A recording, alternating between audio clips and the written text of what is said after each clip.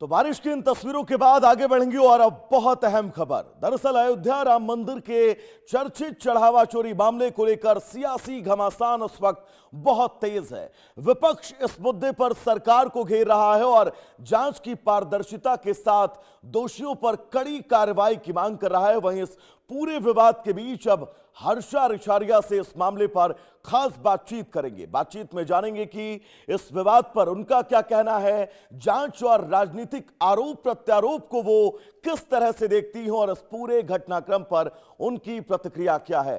तो हर्षा जी हमारे साथ जुड़ी हुई हैं, बहुत बहुत स्वागत है आपका हर्षा जी इंडिया न्यूज पर हमारे साथ जुड़ने के लिए। जय श्री राम जी।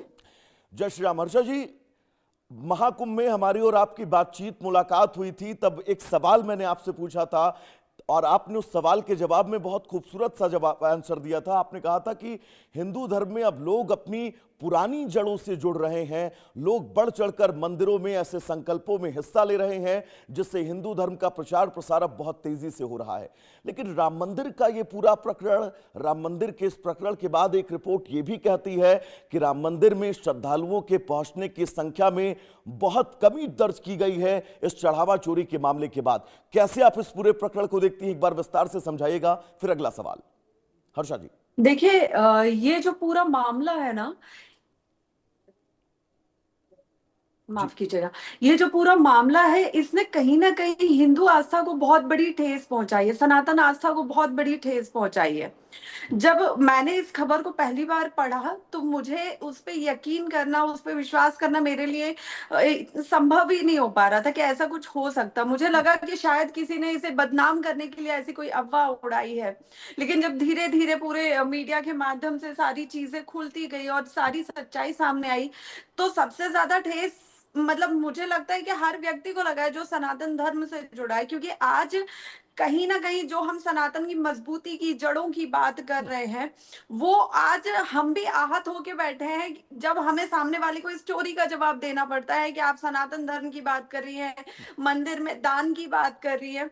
तो अब इसके बाद कोई व्यक्ति किस आस्था, किस भावना के साथ दान करेगा?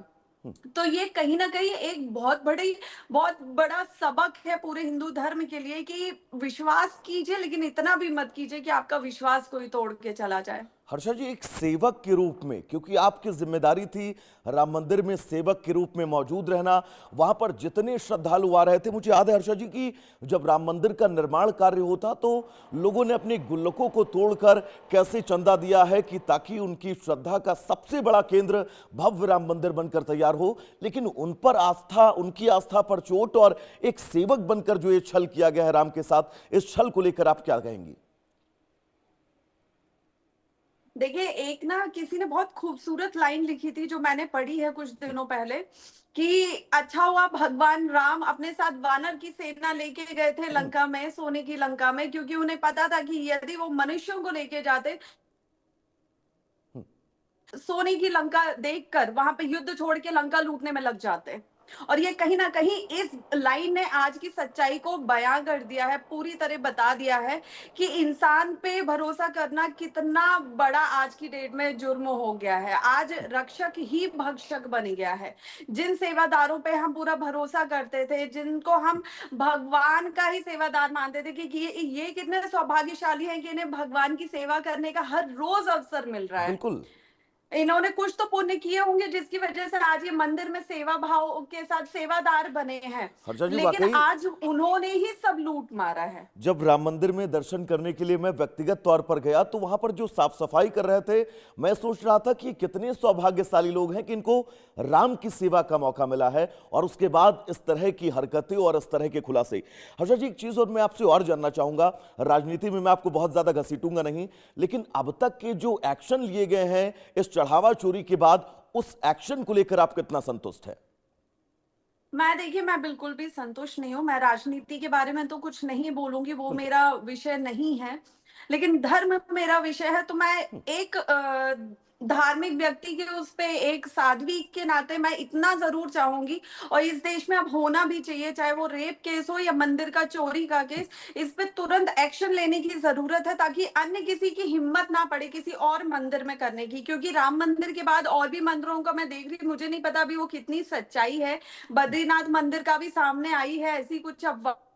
तो ऐसी कोई इनको ना सजा बहुत जरूरी है, ऐसी कोई चीज बहुत जरूरी है, कड़क से कड़क कदम उठाए जाने, जिसके बाद किसी और की हिम्मत ना पड़े। क्योंकि अगर आज इनको छोड़ दिया गया और राजनीति के चक्कर में हमने आंखें मूंद ली ना, तो ये प्रक्रम चलता रहेगा और फिर धर्म ऐसा ही लुटता रहेगा।